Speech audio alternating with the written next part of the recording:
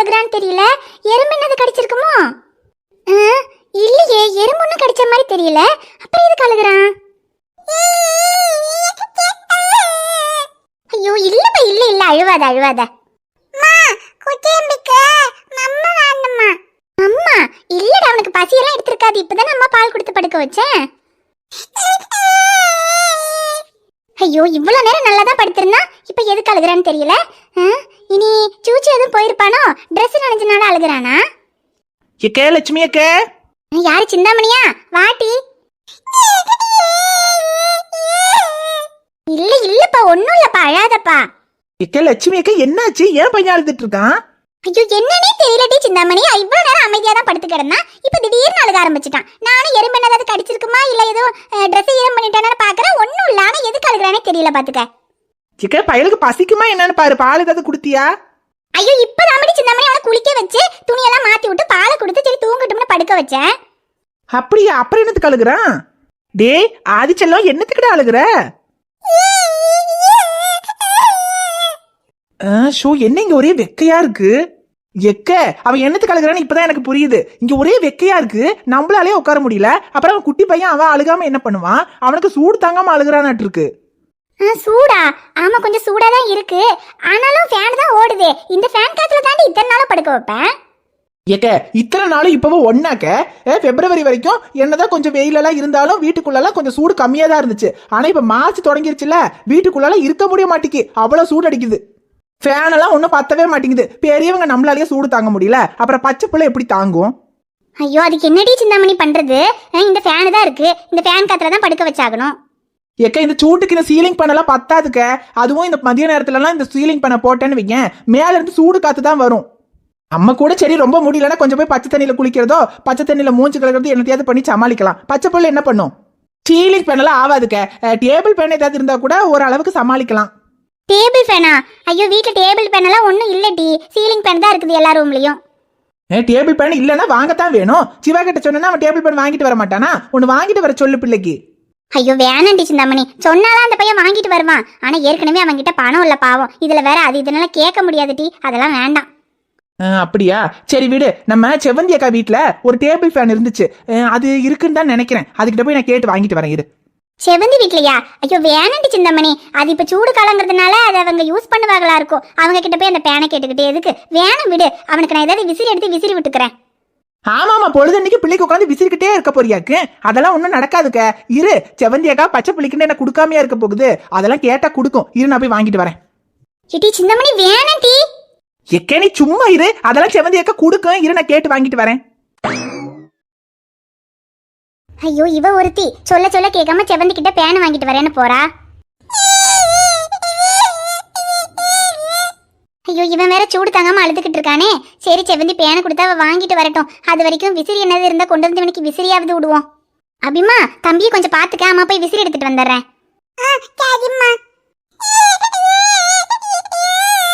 இல்ல இல்ல பையர் அழுவாத, அம்மா விசிறி எடுத்துட்டு வந்து விசிறி விடுறேன். அப்ப சூடு அடிக்காது. இரு அம்மா வந்துடுறேன்.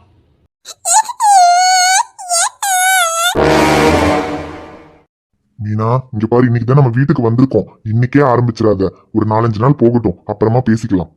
அதெல்லாம் எனக்கு தெரியும். அதை பத்தி எல்லாம் ஒன்றும் நீங்க கவலைப்படாதீங்க. எந்த நேரத்துல இந்த விஷயத்தை பத்தி பேசணும்னு பார்த்து நான் பேசிக்கிறேன். மீனா நீ எல்லாம் ஒன்னும் பேச வேண்டாம். நீ பேசினா விஷயம் வேற மாதிரி போயிடும். நான் பேசி எல்லாம் சரி பண்ணிக்கிறேன். சரி நீங்க பேசி எல்லாத்தையும் சரி பண்ணுங்க. ஒருவேளை உங்களால முடியலன்னா அப்புறம் நான் பேசிக்கிறேன். சரி அதெல்லாம் அப்புறம் பாத்துக்கலாம் மீனா. தங்கச்சிக்கு வேற குழந்தை பிறந்துக்கு, நம்ம குழந்தைய பார்க்க வரோம் தான் சொல்லியிருக்கோம். இத பத்தி அம்மா கிட்ட தான் பொறுமையா பேசணும். முதல்ல தங்கச்சியும் புள்ளியையும் நல்லபடியா மாமியார் வீட்டுக்கு அனுப்பி வச்சுட்டு அதுக்கப்புறமா அம்மா கிட்ட இதை பத்தி பேசிக்கலாம். சரி சரி நீங்க எப்ப பேசினாலும் சரி, ஆனா இத பத்தி பேசி ஒரு முடிவு பண்ணணும். அதுவும் இல்லாம இதுக்கு உங்க அம்மா எல்லாம் எதுவும் சொல்லுவாங்கன்னு எனக்கு தோணல. மெயினா பிரச்சனை பண்றதே உங்க தம்பி சிவாவா தான் இருக்கும். அவனை என்ன பார்த்து சரி பண்ணணுமோ அதை நீங்க பாத்துக்கங்க. அதெல்லாம் நான் பாத்துக்கிறேன். நான் சொன்னா என் தம்பி கேட்பான். நீ எதுவும் வாயை திறக்காம இருந்தீங்கன்னா போதும். நீங்க எல்லாத்தையும் ஒழுங்கா பேசுனீங்கன்னா நான் எதுவும் வாயை திறக்க மாட்டேன். நீங்க பேசுறது ஏதாவது சரியில்லைன்னா மட்டும்தான் நான் வாயை திறப்பேன். அதான் நான் பேசிக்கிறேன்னு சொல்லிட்டல, நீ கொஞ்சம் அமைதியா இரு. சரி சரி. அடடே அண்ணே அண்ணி வந்துட்டீங்களா? ஏன் வரக்கூடாதா? ஐயோ அண்ணி நான் அப்படி சொல்லல அண்ணி, நீங்க வர நேரமாவும் நினைச்சேன். ஆமா ஃளைட் நேரத்துல வந்துருச்சு, அதனால நேரத்துல வந்துட்டோம். நேரத்துல வந்தது கூட ஒரு குத்தமா? அதுக்கு கூட 1008 கேள்வி கேட்பீங்களா இந்த வீட்ல? ஐயோ அண்ணி நான்லாம் எதுவும் கேட்கல அண்ணி. மீனா இப்பதான் உன்கிட்ட சொன்ன எல்லார்கிட்டயும் பொறுமையா பேசுன்னு. சரி சரிங்க. அது பிளைட் நேரத்துல வந்துருச்சு லட்சுமி, அதான் நேரத்துல வந்துட்டோம். அடடே, இதுதான் என் மருமகனா? நல்லா கொழுக்கு மொழுக்குன்னு நல்லா தான் இருக்கான். அது ஒண்ணும் இல்ல லட்சுமி, புள்ள பிறந்ததுமே பார்க்க வரணும்னு தான் நினைச்சுக்கிட்டு இருந்தோம். இவருனா என் தங்கச்சி மாவனை பார்க்கணும்னு ஒரே ஆசையா இருந்தாரு பாத்துக்க. அப்ப லீவே கிடைக்கல லட்சுமி, இப்பதான் லீவு கிடைச்சது. அதான் லீவு கிடைச்சதும் போய் மருமகனை பார்த்துட்டு வந்துருவோம்னு சொல்லி கிளம்பி வந்துட்டோம். ரொம்ப சந்தோஷம் அண்ணி. குழந்தை பிறந்ததும் நீங்களும் அண்ணனும் வருவீங்கன்னு நான் ரொம்ப எதிர்பார்த்தேன். அப்புறம் உங்களால வர முடியலன்னது ரொம்ப கஷ்டமா இருந்துச்சு. அதான் அண்ணனுக்கு போட்டோ மட்டும் அனுப்பி வச்சேன். அப்புறம் நான் போறதுக்குள்ள வந்துருவீங்களோ என்னமோ நினைச்சேன். ஆனா நீங்க இப்ப வந்ததுல ரொம்ப சந்தோஷம் அண்ணி. அப்புறம் நாங்க வராமே இருந்துருவோமா? உன்னை நல்லபடியா புள்ள பெத்து அனுப்பி வைக்க வேண்டியது எங்க கடமை இல்ல? அதெல்லாம் பாக்கிறதுக்கு நாங்க வந்துதானே ஆகணும். ஆமா லட்சுமி, என்ன விட உன் பிள்ளையும் உன்னையும் நல்லபடியா சீரெல்லாம் செஞ்சு மாமியார் வீட்டுக்கு அனுப்பி வைக்கணும்னு மீனா தான் சொல்லிக்கிட்டே இருப்பா. இப்ப கூட ஆபீஸ்ல எனக்கு 2 மாசம் தான் லீவ் கொடுத்தாங்க. ஆனா மீனா தான் இன்னும் கூடுதலா 1 மாசம் சேர்த்தே லீவ் போடுங்க, நம்ம தங்கச்சிய மாமியார் வீட்டுக்கு அனுப்பும் போது நம்ம இருந்து எல்லாம் செய்ய வேண்டியதெல்லாம் பார்த்து செய்யணுங்க, அவங்களை அனுப்பி வச்சு அதுக்கப்புறமா நம்ம திரும்ப வந்துக்குவோம்னு சொல்லி அவ சொன்னதுனாலதான் எக்ஸ்ட்ரா 1 மாசம் லீவ் போட்டு வந்திருக்கேன். அப்படியா அண்ணே? ரொம்ப சந்தோஷம் அண்ணே. சரிண்ணே, அப்புறம் ஃப்ளைட்ல வந்தது ரொம்ப டயர்டா இருப்பீங்க. நீங்க வரீங்கன்னு எல்லாம் சமைச்செல்லாம் வச்சாச்சுண்ணே. நீங்க வாங்க, குளிச்சுட்டு சாப்பிட்டுடலாம். ஆமலட்சுமி, சரியான பசி. அதுலயும் உன் கையாலையும் அம்மா கையாலையும் சாப்பிட்டு எவ்வளவு நாளாச்சு. இன்னைக்கு நல்லா வயிறார சாப்பிடணும். எடுத்து வை வா. சரிண்ணே, நான் எல்லாம் எடுத்து வச்சிடுறேன். நீங்களும் அண்ணியும் போய் குளிச்சுட்டு வந்துருங்க. சரி லட்சுமி, நீ எல்லாம் எடுத்து வை, நாங்க குளிச்சுட்டு வந்துடுறோம். மாயச்செல்லம், எப்படி இருக்க? தம்பி பாப்பாவை பார்க்க வந்தீங்களா? அம்மா அத்தை, தம்பியை பார்க்க தான் வந்தோம். அப்படியா? சரி சரி, தம்பியை பாருங்க. அப்புறம் உங்களுக்கு சாப்பாடு எடுத்து வைக்கிறேன் அத்தை. போய் துணியை மாத்திட்டு வந்து சாப்பிடுங்க, அப்புறம் தம்பி கூட விளையாடலாம். சரி அத்தை. ஏய், நீங்க என்ன பண்ற? உன் வீட்டுக்கு போ. அது நாங்க எங்க வீட்டுக்கு போக மாட்டோம். நானும் அம்மாவும் குட்டி தம்பியும் இந்த வீட்ல தான் இருக்கோம். எதுக்கு இந்த வீட்ல இருக்கீங்க? இது எங்க அப்பா வீடு. நீங்களாம் உங்க வீட்டுக்கு போங்க.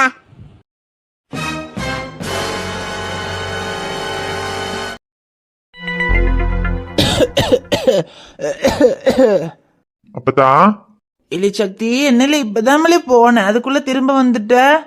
நான் மட்டும் இல்ல அப்பதா, அதான் சிவாவும் வந்திருக்கான் பாரு. சிவாவா? வாப்பா சிவா. அப்பதா பரவாயில்ல அப்பதா, எதுக்கு எந்திரிக்கிறீங்க? படுத்துக்கங்க. இல்லப்பா சிவா, பரவாயில்ல இருக்கட்டு. உன்னை பார்த்து எம்பிட்டு நாளாவது. நல்லா இருக்கியப்பா? வீட்டுல அக்கா பிள்ளைங்க அம்மா எல்லாரும் நல்லா இருக்காங்களா? எல்லாரும் நல்லா இருக்காங்க அப்பதா. உங்களுக்கு தான் உடம்பு சரியில்லைன்னு சக்தி சொன்னான். அடா ஆமாப்பா சிவா, ஒன்னும் இல்ல, காய்ச்சல் தான். வயசான காலத்துல இப்படி ஒன்னொன்னு வர்றது தானே. ஆனா என்ன, எனக்கு என்னதாவது வந்து நான் போய் சேர்றதுக்குள்ள இந்த பயலுக்கு ஒரு கல்யாணம் காட்சிய பண்ணி இவனை ஒரு புள்ள கையில புடிச்சு கொடுத்துட்டு நிம்மதியா போய் சேருவான்ட்டு பார்த்தா இந்த பையன் எங்கிட்டு ஒரு கல்யாணம் பண்ணிக்கிட்டானா கேட்க மாட்டேங்கிறாப்பா சிவா. நீனாச்சும் கொஞ்சம் சொல்ல. ஆமா, எல்லாரும் முடிஞ்சாச்சு. இனிமே ஒருத்தன் தான் பாக்கி சொல்றதுக்கு. ஆமா பின்ன, நீ யாரு சொன்னா கேக்குற? சிவா சொன்னாதானே கேப்ப. அது இவனை பார்த்து நான் பேசணும்டா எங்க முடியுது? எந்திரிச்சு எங்கனாவது வெளியே வர முடியுதா? இப்ப அவனே வீட்டுக்கு வந்திருக்கான், அதான் அவன்கிட்ட சொல்லிட்டு இருக்கேன். என்பா சிவா, நீனாச்சும் இந்த பையல ஒரு கல்யாணம் பண்ணிக்க சொல்லக்கூடாதா? அப்பதான் நீங்க ஒன்னும் கவலைப்படாதீங்க. இப்ப என்ன, சக்திக்கு சீக்கிரமா கல்யாணம் பண்ணணும், அவ்வளவுதானே. கூடிய சீக்கிரமே ஒரு நல்ல பொண்ணா பார்த்து நானே உனக்கு கல்யாணம் பண்ணி வச்சிடுறேன். நீங்க ஒன்னும் கவலைப்படாதீங்க. எது, நீ கல்யாணம் பண்ணி வைக்கிறியா? ஏண்டா இந்த வேலை எப்பத்துல இருந்து? எந்த வேலை? புரோக்கர் வேலை. அட போடா இவனே, ஏற்கனவே அப்பதாக்கு உடம்பு சரியில்லை, பாவம் வருத்தப்பட்டு சொல்லிட்டு இருக்காங்களேன்னு அவங்களுக்கு ஆறுதலுக்காக சொல்லிட்டு இருக்கேன்டா. அப்ப எனக்கு கல்யாணம் பண்ணி வைக்கிறேன்னு? ஆமா, அடுத்து வேலைக்கு என்ன பண்ணுவோனே தெரியாம முழிச்சுக்கிட்டு இருக்கோம். இதுல இப்ப உனக்கு கல்யாணம் பண்றது ஒண்ணுதான் கேடு. ஏய், என்னடா அந்நியன் மாதிரி மாத்தி மாத்தி பேசிக்கிட்டு இருக்க? டேய், அதெல்லாம் அப்படிதான்டா, அப்பத்தாக்காக சும்மா அடிச்சு விட்டுக்கிட்டு இருக்கேன், நீ வேற. இங்க பாருங்க அப்பத்தா, சக்திக்கு சீக்கிரமே கல்யாணம் பண்ணிடலாம், அதை பத்தி எல்லாம் நீங்க கவலைப்படாதீங்க. சரிப்பா சிவா, நான் போய் சேர்றதுக்குள்ள அவன் கல்யாணத்தை மட்டும் பார்த்துட்டா போதுமையா? கல்யாணத்தை பார்த்துட்டு போய் சேர்ந்துருவீங்களா? அது எப்படி? அவனுக்கு கல்யாணம் பண்ணி அவனுக்கு குழந்தை பிறந்ததுக்கு அப்புறம் அந்த குழந்தையெல்லாம் நீங்க தான் தூக்கி வளர்க்கணும், அப்புறம் அது யார் பாத்துக்குவா? டேய், கொஞ்சம் ஓவரா இருக்குடா. நடிப்பா இருந்தாலும் ஒரு நியாயம் வேணாமாடா? இருந்துட்டு போகுது விடு, பரவாயில்ல, அப்பத்தாக்காக தானே. சரி, பேரனுக்கு கல்யாணம் பண்ணணும்னு சொல்றீங்களே, அதுக்கு நீங்க இப்படி உடம்பு முடியாம படுத்திருந்தா அப்புறம் கல்யாண வேலையெல்லாம் யார் பாக்குறது? நீங்க முதல்ல அதுக்கு நல்லா சாப்பிட்டு தெம்பாகணும்ல, அப்பதானே பேரனுக்கு கல்யாணம் பண்ணும்போது கல்யாண வேலையை பார்க்கணும், அப்புறம் அவனுக்கு குழந்தை பிறக்கும் போது அதையெல்லாம் தூக்கி வளர்க்கணும். அதுக்கு முதல்ல நீங்க தெம்பா இருக்கணும்ல. நீங்க சரியாவே சாப்பிட மாட்டேங்கிறீங்க, சும்மா கஞ்சியை குடிச்சிட்டு படுத்துக்கிறீங்கன்னு சக்தி சொன்னா. அப்படியெல்லாம் இருந்தா எப்படி தெம்பாக முடியும்? அட போதுமையா, கஞ்சி குடிச்சா போதும். இந்த கிழவிக்கு இதுக்கு மேல என்னத்தை தெம்பு வேண்டி கிடக்கு. அதெல்லாம் பத்தாது. இங்க பாருங்க, அக்கா உங்களுக்கு வீட்ல இருந்து இட்லி கொடுத்து விட்டுருக்கு. இந்த இட்லியை சாப்பிட்டுட்டு மருந்தை சாப்பிட்டுட்டு நல்லா படுத்து ரெஸ்ட் எடுங்க. சீக்கிரமா உடம்பு குணமாயிடும். அதுக்கப்புறம் தெம்பா பேரனுக்கு கல்யாணம் பண்றது, பேர பிள்ளைங்களை தூக்கி கொஞ்சிருதுன்னு எல்லா வேலையும் பார்க்கலாம். சரிப்பா சிவா, உன் வாய் முகூர்த்தம் பழிக்கட்டு. பழிக்கட்டும். இந்தாங்க, முதல்ல லட்சுமி அக்கா இட்லி கொடுத்து விட்டுருக்காங்க. முதல்ல இட்லியை சாப்பிட்டுட்டு மருந்து சாப்பிடுங்க. அம்மா, மருந்து சாப்பிட்டீங்களா? அது சாப்பிட்டுக்க மாட்டீங்க, எனக்கு தெரியும். சரி, இந்த இட்லியை சாப்பிட்டுட்டு அதுக்கப்புறம் மருந்து சாப்பிட்டுக்கலாம். முதல்ல இந்த இட்லியை சாப்பிடு. சரி சரி, இட்லியை சாப்பிடு. அம்மா, மருந்து எங்க வச்சிருக்க? மருந்து அந்த பின்னால அந்த செல்ஃப்ல இருக்கு பாருப்பா. இங்கயா? சரி இரு, நான் மருந்து எடுத்துட்டு சுடுதண்ணி எடுத்துட்டு வரேன். அதுக்குள்ள அந்த இட்லியை சாப்பிடு. நான் சாப்பிட்டுக்கிறேன் ஐயா. உங்களுக்கு வேலை எது இருக்கும்ல, நீங்க போய் வேலையை பாருங்க. நான் சாப்பிட்டுட்டு மருந்தை போட்டு படுக்கேன். ஒன்னும் தேவையில்ல. நான் போகும்போது இப்படிதான் சொன்னேன், அப்புறம் மருந்து சாப்பிடாம படுத்துட்டு இருக்க. முதல்ல இட்லியை சாப்பிடு, நான் மருந்து கொடுத்துட்டே போறேன். அப்பத்தான் நீங்க சாப்பிடுங்க. அப்பத்தான் எங்களுக்கு ஒன்றும் அவ்வளவு பெரிய முக்கியமான வேலையெல்லாம் இல்ல. நீங்க சாப்பிடுங்க, நாங்க மருந்து கொடுத்துட்டு போறோம். அது என்னையா அது, 2 பேரும் வேலையை விட்டுட்டு வந்து இந்த கிழவிய பார்த்துட்டு கிடைக்கியோ? கிளவிய பார்க்காம அப்புறம் ரோட்ல போற ஏதாவது குமரிய போய் பார்க்கவா? பாத்தியா சிவா, இந்த பயலுக்கு கொழுப்ப. அவன் எப்பவுமே அப்படித்தானே அப்பத்தா. சரி, நீங்க சாப்பிடுங்க. என்னலே சக்தி இது, இட்லின்னு சொன்ன, இது ஏதோ தயிர் சாதம் மாட்டிருக்கு. தயிர் சாதமா? டேய், அக்கா அப்பதாக்கு இட்லி தானடா கட்டுன்னு சொன்னாங்க. தெரியாம மாத்திக்கின்னு தயிர் சாதம் கட்டிட்டாங்களா? டேய், அதை எப்படிடா மாத்தி கட்டுவாங்க? அதுவும் இல்லாம காலையில வீட்டுல இங்க தயிர் சாதம் எல்லாம் செய்வாங்க. ஆமால, அதுவும் கரெக்ட் தான். அப்புறம் எப்படிடா டிஃபன்ல தயிர் சாதம் வந்திருக்கு? அதான்டா எனக்கும் புரியல. அக்கா இட்லி தான் கட்டியிருக்கோம், ஆனா அது எப்படி தயிர் சாதம் ஆச்சு? ஒருவேளை